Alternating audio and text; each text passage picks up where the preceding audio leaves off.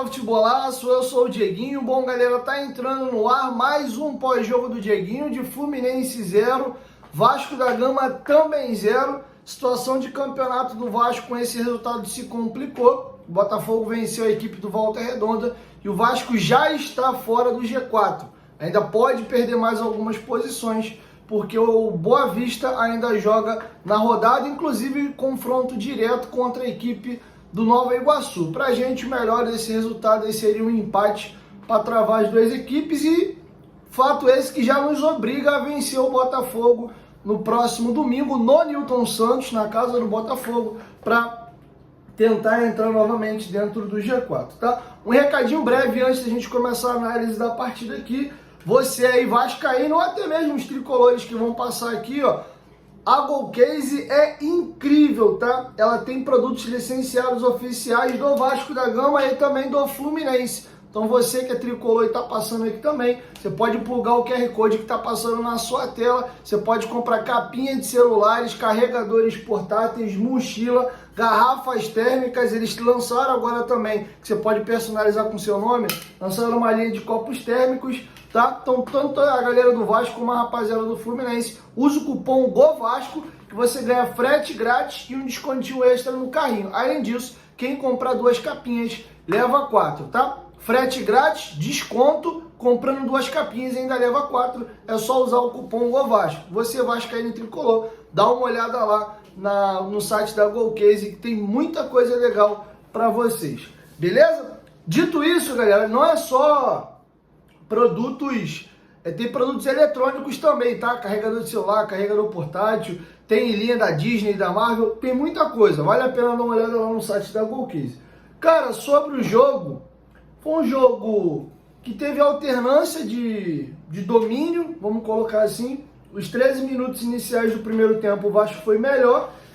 Depois disso o Fluminense se ajusta e começa a ter mais a bola e exercer o seu controle de jogo, e começou até a criar algumas oportunidades, mas sem nenhum lance assim que levou tanto perigo. O Léo Jardim fez algumas intervenções simples no jogo. O Fábio não fez nenhuma defesa sequer ao longo da partida, o que não quer dizer que o Vasco não chegou próximo do gol. Teve 2 gols anulados. Um, na verdade, não foi gol anulado, né? Antes do Verret finalizar, o árbitro já havia marcado falta no lance aqui aos 53 do segundo tempo, e teve uma bola do Léo que estourou no travessão. Segundo tempo, o Fluminense começa muito... O Vasco, com 2 e 3 minutos com o David, chegou a abrir o placar, teve o gol anulado, e aí logo depois o Fluminense toma as rédeas do jogo, e aí faz um jogo mais de aproximação, aquele joguinho, mini-jogos por dentro do campo, e aí começou a levar perigo para o Vasco, mas sem conseguir ser letal no terço final. E aí depois das expulsões, né, o Medel e o Thiago Santos são expulsos, o Vasco meio que toma conta do jogo ali, muito no jogo aéreo, no abafa, mas o Vasco, que precisava mais do resultado do que o Fluminense, exerce uma pressão mais forte ali, sem conseguir tirar o 0. Cara, eu não poderia falar do jogo hoje sem deixar passar na arbitragem. Vocês sabem que eu, com relação à arbitragem, eu sempre sou justo. Quando eu acho que o Vasco é beneficiado em alguma coisa, eu falo. Para eu ter moral, quando eu achar que o Vasco é prejudicado, eu também puder falar. Eu acho que tem alguns lances que a galera tá cravando aí com muita certeza absoluta, sem ser lances que você realmente tem certeza absoluta e que você crava com a mais tranquilidade para dizer foi isso ou foi aquilo. Eu vou pegar 2 lances de possíveis pênaltis no primeiro tempo. Primeira situação, que inclusive não foi nem falado durante a transmissão, não sei onde você viu o jogo, eu vi na Band, tá? Tem uma finalização do Renato Augusto na entrada da área. Essa bola pega na mão do Medel. O Medel já estava dentro da área, a bola amortece na mão do Medel, sobra para o Arias. O Arias finaliza e o Léo Jardim faz a defesa. Não foi nem uma defesa muito difícil, mas fez a defesa e botou para escanteio. Num primeiro lance, e a transmissão meio que comeu mosca nisso, eles não focaram muito no replay, a impressão que dava é que a bola pegou na coxa do Medel, resvalou e o Arias finalizou. Quando, na verdade, a bola pegou na mão do A bola pegou na mão do... Ô, Jesus Cristo, a bola pegou na mão do Medel. Teve um pênalti marcado contra o Vasco ano passado, salvo engano, em São Januário, que o Léo vira o corpo de lado, o jogador, acho que foi contra o São Paulo, não vou lembrar contra qual time foi. E a bola pega na mão do Léo, tá aqui embaixo, próximo ao corpo, e foi marcado o pênalti. Eu não tenho uma opinião formada sobre esse lance. Tem gente que vai entender que a mão do Medel tá um pouquinho pro lado e ampliou o espaço corporal dele, e era uma finalização forte que ia na direção do gol. Aí eu acho que a mão do Medel tá próxima ao corpo, tá colada, não um braço que tá aberto, mas é um lance também que ele não tá indo fazer o bloqueio, ele tá até meio que saindo, e a bola meio que morre no braço dele. Eu não acho nenhum absurdo marcar esse pênalti não, tá? Da mesma forma que eu vou pular, antes de eu falar do lance do Verratti, que é o último lance do primeiro tempo, eu já pulo pro lance do pênalti, possível pênalti da mão do Germancano na falta, que é um outro lance que eu acho que cabe muita interpretação. A minha opinião, e eu sei que vai ter uma galera me xingando aqui, mas eu não sou assim. Vocês sabem que eu não sou assim. Eu não sou aquele clubista maluco, cego, que foi contra meu time, tem que marcar, se é contra não, veja bem, porque pegou no rabo do cachorro, do cavalo. Eu não tem comigo essas coisas, tá? Eu acho que não foi pênalti no lance do Germancano e eu vou explicar o porquê. Na minha opinião, eu não sou árbitro e você tem todo o direito de ter a sua opinião, só mantenha a compostura e a educação. Precisa ser um idiota na hora de botar a tua opinião aqui embaixo se você pensa diferente, até porque a gente carrega a mesma cruz de Malta no peito, tá? Minha interpretação, o Payet bate a falta e o jogador tem o direito de ter a mão assim, na frente do rosto, ou assim, se ele quiser utilizar, e normalmente uma mão protegendo a genitália. Normalmente o jogador fica com uma mão embaixo, aqui nos culhões, e a outra aqui. O Cano, diferente da maioria dos jogadores que fica com uma mão embaixo e a outra em cima, para se proteger de uma bolada, o Cano tá com os dois braços aqui. Minha interpretação, o Payet bate a falta, o Cano sobe, o movimento de braço do Germancano é reto, não sai do lugar. Sai sim, de baixo para cima que ele salta, né?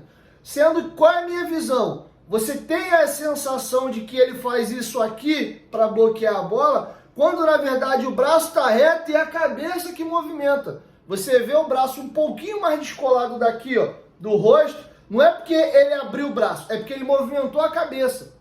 Para cá, eu acho que é para cá aquele movimento. Aí te dá a sensação de que ele abriu o braço. De verdade, na minha opinião, eu não acho que isso é pênalti. Eu acho que o braço está na direção do rosto para proteger o rosto da bolada e assim ele o fez. A bola não pegaria bem no rosto, porque a bola estava vindo um pouco mais para o canto e ele faz o movimento de pescoço.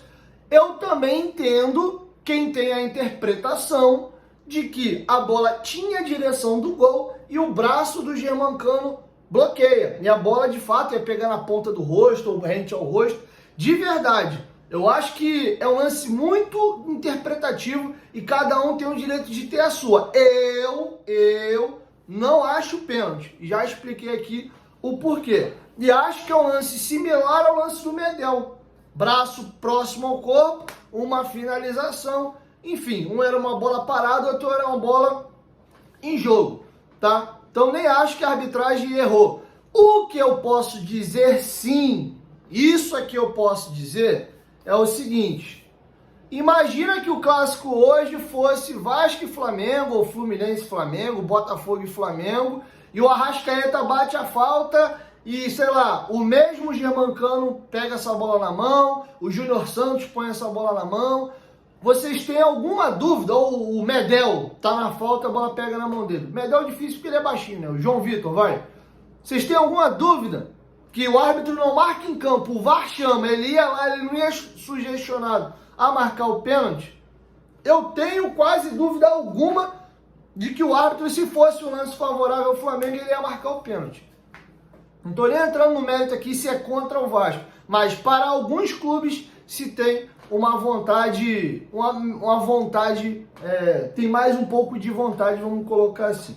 O lance da anulação do gol do David com 2 minutos, eu não fiquei satisfeito com a forma que a Band transmitiu a imagem. Eu não sei se quem assistiu no Gold, no Band Esporte, eles reprisaram o lance, mostraram melhor. E eu confesso que eu acabo o jogo com dúvida. O framing não estava muito bom. São jogadores que estão numa posição muito longe um do outro. O David está lá na parte alta da televisão. O Guga está bem aqui embaixo. Se você olhar o pé do David, o David está antes da linha do meio campo. O Guga está com o pé depois da linha do meio do campo. Sendo que o David está com o tronco inclinado. O tronco do David cruza a linha central do gramado. Confesso que a imagem, para mim, pelo menos a que passou na Band, passou uma única vez e rápido, não me foi conclusivo para dizer estava impedido ou não estava impedido. É um lance que eu coloco como dúvida. E para mim, a maior cagalhopança que o árbitro fez, e ele pode atrapalhar o futuro do Vasco no campeonato, porque o jogador que ele expulsa do Vasco é muito importante. O Fluminense até substitui com tranquilidade o Thiago Santos. O Vasco, ele tem ótimos zagueiros, é o melhor setor do Vasco, não à toa o Vasco quase não tem tomado gols, jogou 2 clássicos grandes aí contra Flamengo e Fluminense, não tomou gol de nenhum dos dois, teve mais próximo de ganhar os 2 jogos do que perder. O zagueiro do Flamengo lá, o Léo Pereira, tirou 2 gols em cima da linha. Hoje, o Vasco teve um pênalti, teve um gol anulado, uma bola no travessão, uma falta que o Verratti já ia fazendo o gol marcada também. Então o Vasco esteve mais próximo do gol do que o Fluminense de novo. O Vasco tem o Maicon, tem o Rojas, boas peças para jogar ali, mas nenhum tem a liderança que o Medel tem. Então o Medel é um desfalque de peso para o jogo que pode decidir a vaga do Vasco aí nas semifinais ou não. E o André, eu fiz questão de, antes de vir gravar o meu pós-jogo, ver a zona mista. O André deu uma entrevista e depois o Verratti deu. O próprio André, que se envolveu numa das confusões ali com o Verratti, ele dá a opinião dele sobre o lance da expulsão do Medel e do Thiago Santos. E eu acho que o André matou a pau, e eu vou só reproduzir o que ele falou, porque eu concordo em gênero, número e grau. O árbitro se mostrou, isso sou eu que estou dizendo agora, extremamente amador e inexperiente, e agora vai entrar o que o André falou. Até aqui é a minha opinião. O André falou, cara, no lance de empurra na área, numa bola parada, seja de escanteio ou de uma falta lateral, tem o VAR. Deixa o lance seguir. Se o juiz achar que o Verratti empurrou o André, falta de ataque. Se o juiz achar que o André empurrou o Verratti, pênalti. E aí, na dúvida, se ele tiver errado, a cabine chama lá para ele corrigir, para ele rever o lance. Agora, ele avisa uma vez. Os caras continuam se empurrando. E mostra nítido que ele não tem moral nenhuma. Porque ele fala de novo. Cara, a gente está num momento que os clubes brasileiros estão com muito dinheiro, que hoje o Brasil se descolou do restante dos clubes aqui da América do Sul. A gente está discutindo uma liga para internacionalizar o futebol brasileiro. A gente tem tudo para virar, parece loucura o que eu estou falando hoje, mas não é. Se a gente se organizar como liga e a gente começar a vender esse produto e bem embalado para fora, o Brasil tem tudo para virar pelo menos o 3º campeonato do mundo. Você tem a Premier League, que é o primeiro, eu acho que ninguém tira isso. O Campeonato Espanhol tem muita magia, tem muito romantismo, e o Real Madrid é o maior clube do mundo, gostando quem está ouvindo em casa ou não, né? E tem um clube histórico como o Barcelona, ainda tem 2 clubes ali brigando, mas você tem o Atlético de Madrid, que de vez em quando incomoda, não tem tanto time. Cara, olha a quantidade de clube no Brasil que a gente tem, olha quanta camisa pesada, grande, gigante. Você tem Flamengo e Palmeiras, o Galo entrou no meio, o Fluminense se consolida hoje como uma das principais equipes do futebol brasileiro, está ainda mais forte em termos de elenco do que no ano passado, um Botafogo se fortalecendo com a SAF, olha o salto de qualidade que o Bahia está dando, o Vasco melhorou muito. Vocês têm dúvida que se é o Vasco de 2 anos atrás, o Fluminense com o elenco que ele tem hoje não é atropelado? A gente acabou de jogar contra Flamengo e Fluminense e empatou com os 2, merecendo ter ganho os 2 jogos em termos de chances mais claras criadas para ambos os lados. E a gente continua com vários problemas. Hoje, o que a gente viu no Campeonato Carioca 7 minutos. O árbitro não conseguiu controlar o jogo sem que uma falta lateral conseguisse ser colocada na área. Os jogadores não respeitavam nem um pingo. Ele dava o esporro, falava que acabou e os caras continuavam se empurrando. Cara, foi patético. Foi patético. Não vou lembrar exatamente qual foi os jogadores, porque foi mais de dois. Teve um momento que foi o João Vitor, eu acho que o André. Depois teve o Verratti com o Thiago Santos. Aí teve o André com o Verratti. Cara, os caras ficaram se empurrando, aí amarelo pro André e pro Thiago Santos. Aí daqui a pouco continuou, teve o Zé Gabriel também nessa ciranda aí. Porra, o André foi cirúrgico. Cara, você avisou, não avisou? Ó, se continuar empurrando, Verratti, eu vou dar falta. Ô André, se você continuar empurrando e a bola estiver no ar, eu vou dar o pênalti. Vai continuar com a palhaçada? O problema é de vocês. Pode bater, fulano. Tô de olho. E, irmão, assume o risco de vocês. O defensor, nesse caso, tá assumindo um risco muito maior. O atacante deixa de ter uma oportunidade do lance de perigo. Acabou, irmão. Deixa os caras... Transfere o problema. Mas ele fica na ânsia de querer mostrar que ele tem poder e fica o tempo todo. Para. Antes de bater, para o jogo. Vai e fala com os caras e dá amarelo. Cara, ele simplesmente perdeu a mão. Perdeu o clássico. Ali, quando ele tira o Medel e ele tira o Thiago Santos, ele explode o estádio, a insatisfação de ambas as torcidas fica deflagrada, os dois times estão nervosos, o Vasco um pouco mais pela situação de tabela, por já ter tido um gol anulado, enfim, e ele perde o controle. E aí, aproveitando eu falar de perder controle, eu gostaria de fazer uma observação sobre um jogador, Zé Gabriel. Primeiro tempo, ele fez um ótimo primeiro tempo, marcando duro em cima. Porém, o Zé Gabriel, já estou percebendo que já mais de um jogo, contra o Flamengo ele estava do mesmo jeito, destemperado e um pouco acima do tom. Você tem que ser duro, ser firme, se impor, está jogando um clássico, mas ele está numa linha muito tênue entre ser expulso à toa. Chegadas duras, às vezes desnecessário, e peitando muito o juiz, xingando, indo pra cima do juiz. O capitão, quando ele se expõe demais, ele tá sujeito a ir pra rua, que dirá um jogador normal de linha sem a braçadeira de capitão. O Medel foi pra rua. E algumas vezes eu vi o Zé Gabriel, que fez um bom jogo, eu tô pontuando a questão anímica dele somente, que ele tem que estar ligado e querendo no jogo sim, mas ele tá passando um pouco do tom, correndo um sério perigo de ser expulso, tá? O André tem um lance, inclusive nesse lance aí, do lance da área, que, cara, o André, pra mim, cometeu pênalti. Ou no mínimo, desculpa, deleta o que eu acabei de falar. O André não cometeu pênalti, não.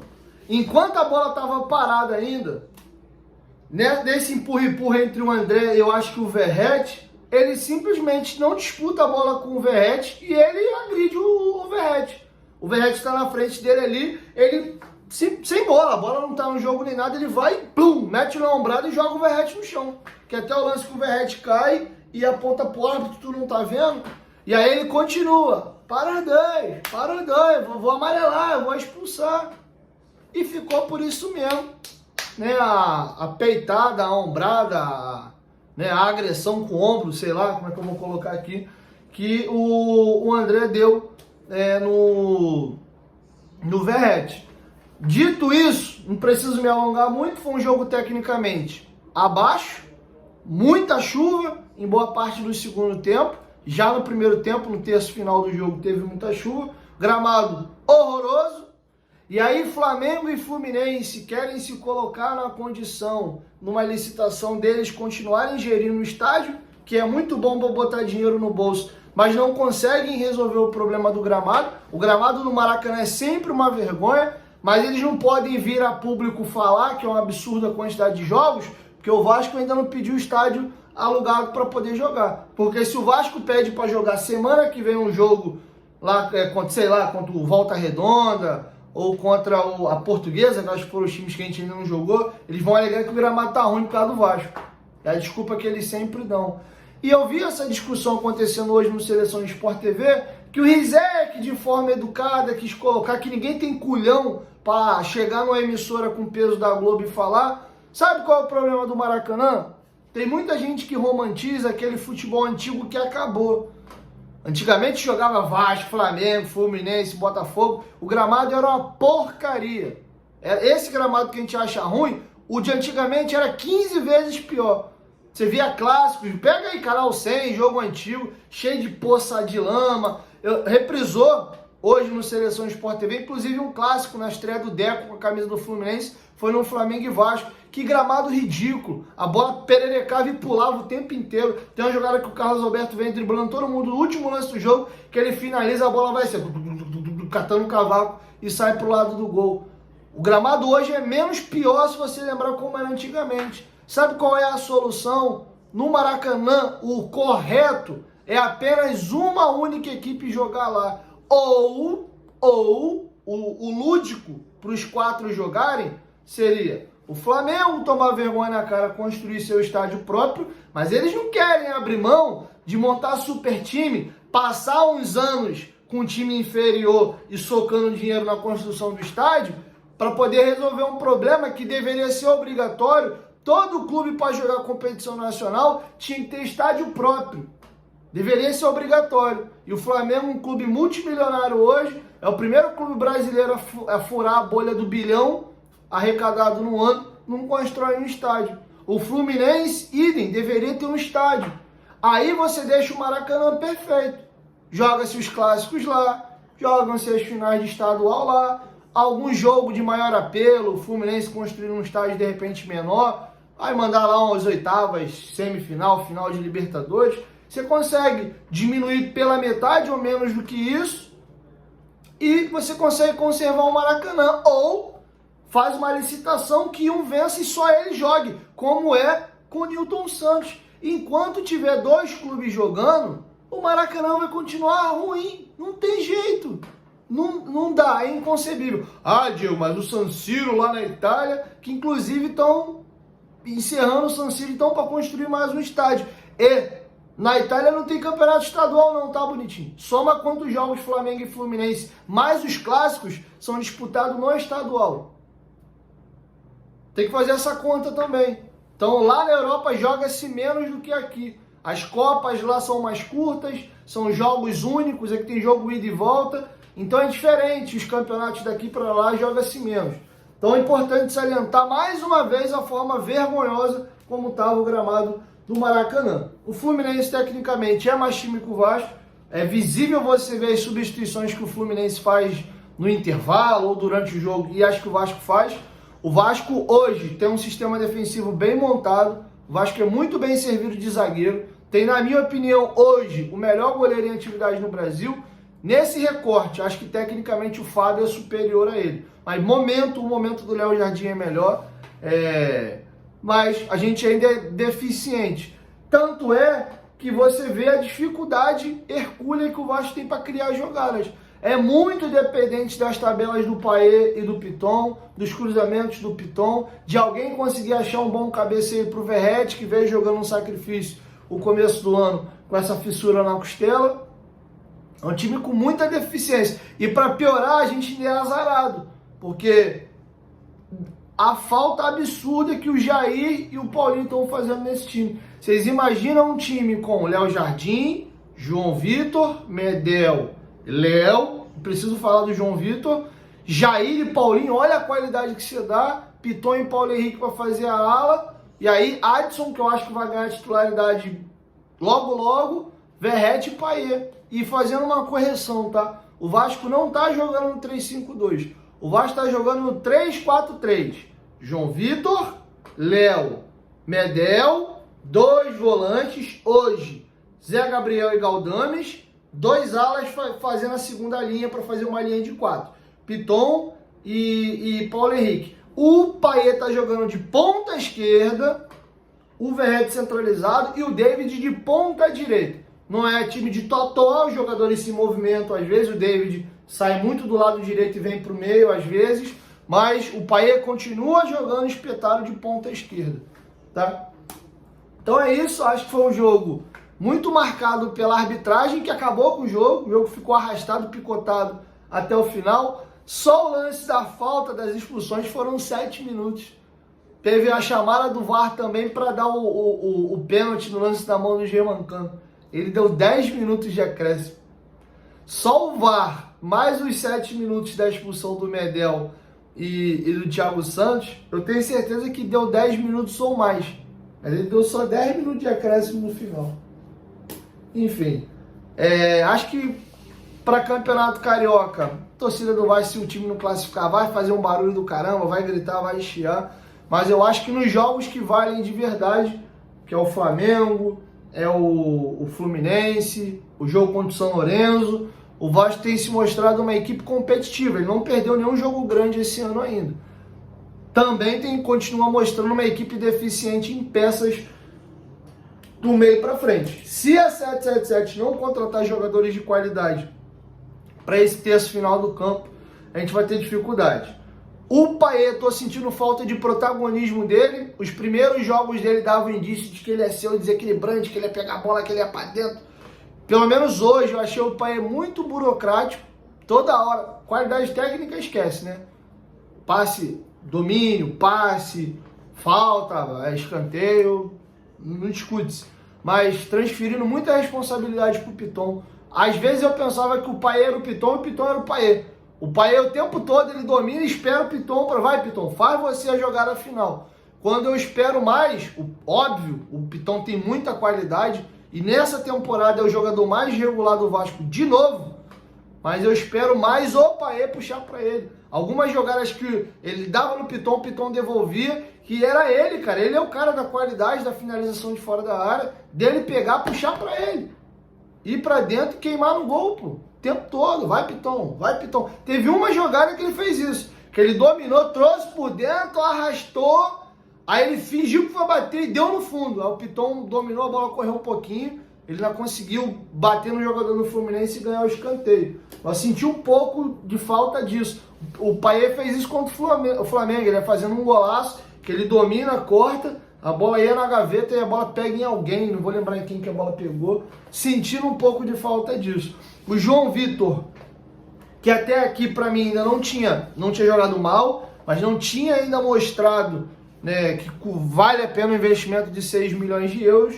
Hoje fez um jogo muito bom, muito bom. Pegando a bola, sendo válvula de escape do Vasco pela direita, puxando o time de trás, recomposição, cobertura de companheiro na velocidade. Teve um duelo importante que ele ganhou do Germancano, que o Germancano ia ter campo para correr. Fez um belíssimo jogo de João Vitor, muito bem.